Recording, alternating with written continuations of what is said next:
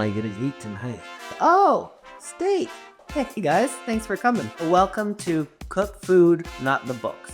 Okay, I'm an accountant, full disclosure. I'm an accountant. Not exactly strong in the kitchen. So gonna have some fun with you today. See if I can cook a steak. So we got the steak right here. Iron skillets are the best from what I understand because you can turn your stovetop way up and really get the heat up to get that nice sear to hopefully keep some of the, the flavors and the juices in and so forth. I like to use olive oil. I wish I had some butter. I'm staying in an Airbnb right now and I'm a little bit lacking of supplies, so we'll make do. So we got some pepper and we got some salt. Gonna get this heating up because we want the pan to be nice and hot. Try not to cut myself. That would make for a good first video, no, wouldn't it? I'm gonna try to keep my hands clean as best as possible. I always struggle with that, and you can probably see why. Okay, so we got the steak out of the package. The burner's on. It's starting to get warm, so it's working. So we're in business there. Let's get this olive oil on both sides of the steak. I wish I had butter. I don't know. I can't even remember if I mentioned that already. I like to cook with butter whenever I'm frying anything, and especially for a steak. Once you get that steak cooked, whether you're cooking it inside or outside, as soon as you take it off the grill or off the pan, get a big chunk of butter on there and get it melting. I don't know if you guys know this rule, but once you cook a steak, you shouldn't just cut into it right away. You want to let it rest for a few minutes, and that's the ideal time to take advantage of it and get that butter on there. I've heard my buddy say, oh, my stepbrother is a chef at blah blah restaurant, and he says you cannot put enough pepper on a steak. So it's on here, that's going on nicely. So I'm just seasoning the one side, even though both sides have olive oil on there. I'm just trying to show you the basics. Hopefully our pan's getting warmer now. Let's put the steak on the pan and let's hope for the sizzle. And we got it.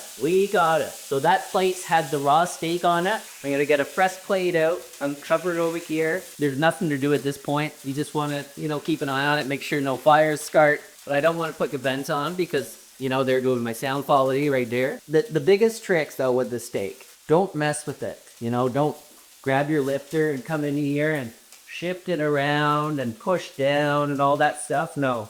Before you put it on, you want to get it on nice and hot.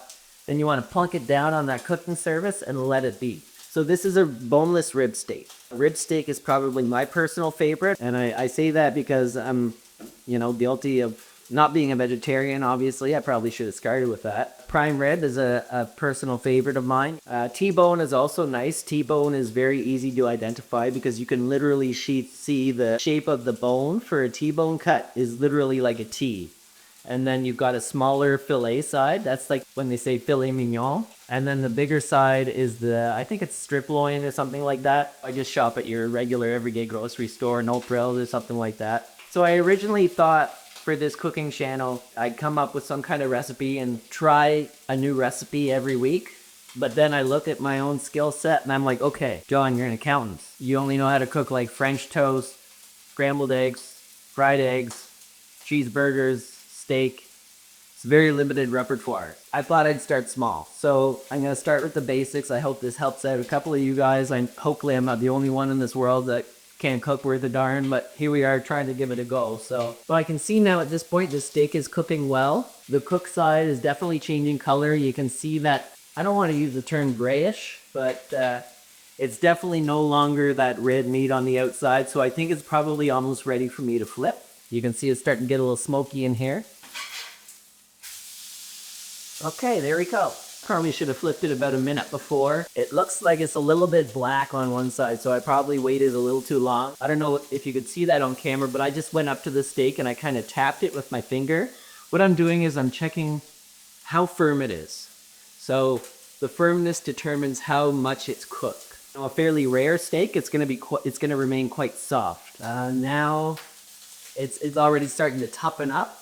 So it's probably almost cooked. The way I like it, I like my steak, somewhere between medium rare and medium. That's just my personal preference. Some people like it well done. Some people like it close to raw. I think I'm going to shut this down. I mean, safety first, right?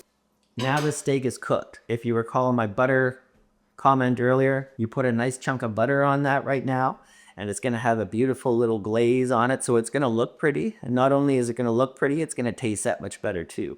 Again, we don't have that here. I'm thankful for the ingredients that we did have here, the old Airbnb. Nice place, actually. I'm pretty happy with it.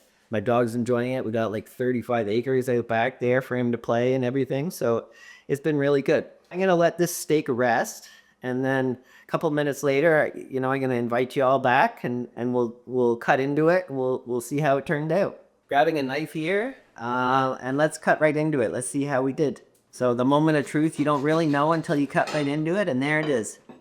So it's a little more rare than I personally like, but nonetheless, came out pretty good. Definitely edible, and it saved me from going outside. Thanks so much for tuning in. I hope I helped you even a little bit. And remember, cook food, not the books. Cheers. Hope to see you in the next one. Bye-bye. Oh, this steak came out raw. I've got to cook it some more. I hope that didn't show up on camera. Is that red light still on?